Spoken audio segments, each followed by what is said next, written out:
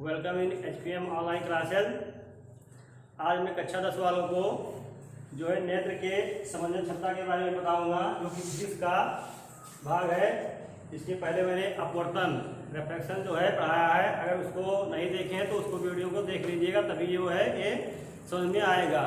और ह्यूमन आई जो है मानव नेत्र, उसको मैंने पढ़ाया है, तो उस वीडियो को आप पहले देख लीजिएगा, तब जो है आपको समंजन क्षमता के बारे में मालूम हो जाएगा। तो ये जो है नेत्र की समंजन क्षमता जो टॉपिक है, ये क्या होता है, ये जो है नेत्र लेंस द्वारा अपनी फोकस दूरी को आवश्यकतानुसार बदलने की क्षमता को नेत्र लेंस की समंजन क्षमता कहते हैं। इसका मतलब ये है कि जैसे आपने देखा होगा कि जो है कभी कभी आँख दबा कर देखना पड़ता है, आँख फैला कर देखते हैं, तो मतलब अपनी फोकस दूरी जो है नेत्र लेंस की जो होता है उसकी फोकस दूरी को चेंज करते रहते हैं। तो ये एडजस्ट करने की जो क्षमता होती है आँख में, वही समंजन क्षमता कहलाती है।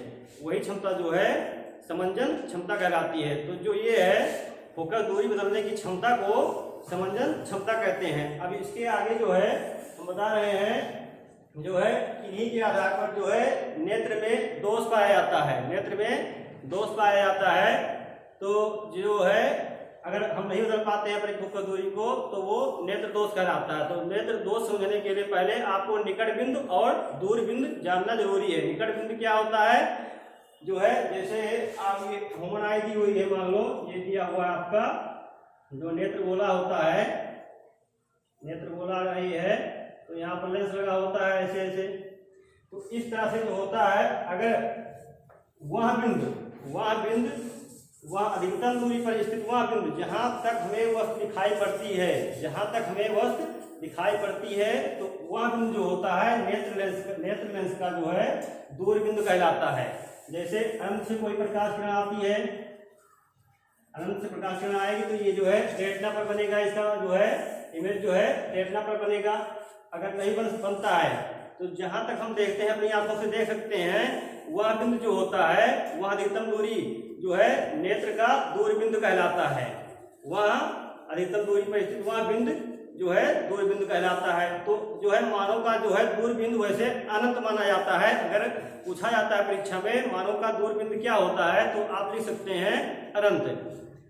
अब वैसे ही निकट बिंदु होता है। निकट बिंदु मतलब ये होता है कि पास, कितना हम पास लाएं तो उसको स्पष्ट देख सकें, स्पष्ट जो है देख सकें।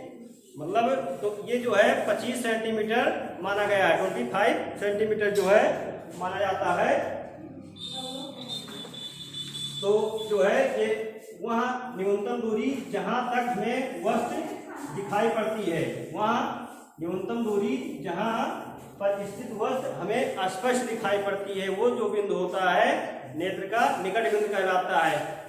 अब जो है दृष्टिप्रास शब्द आता है। दृष्टिप्रास क्या होता है, ये आपसे पूछा जाता है। दृष्टिप्रास बताइए क्या होता है दृष्टिप्रास।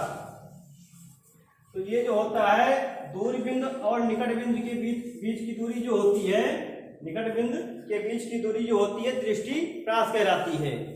इसकी परिभाषा आप लिख सकते हैं, निकट बिंदु और दूर बिंदु के बीच की दूरी को दृष्टिप्रास कहते हैं।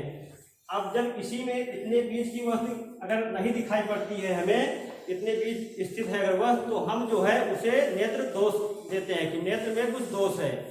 अगर जो है तो ये 25 सेंटीमीटर माना जाता है निकट बिंदु होता है, और दूर बिंदु होता है अनंत माना जाता है। अगर इन्हीं के बीच अगर वस्तु है, अगर हमें नहीं दिखाई पड़ रही है, तो जो है नेत्र में दोष है, तो उसी को नाम देते हैं नेत्र दोष। तो ये जो होता है 3-4 टाइप के होता है जैसे, तो उसको जो है हम अगले भाग में बताएंगे। नेत्र दोष जो होता है, जैसे निकट दृष्टि दोष है, दूर दृष्टि दोष है, ये कॉमन है। तो जो है इसके बारे में अगले भाग में हम बताएंगे। Thank you.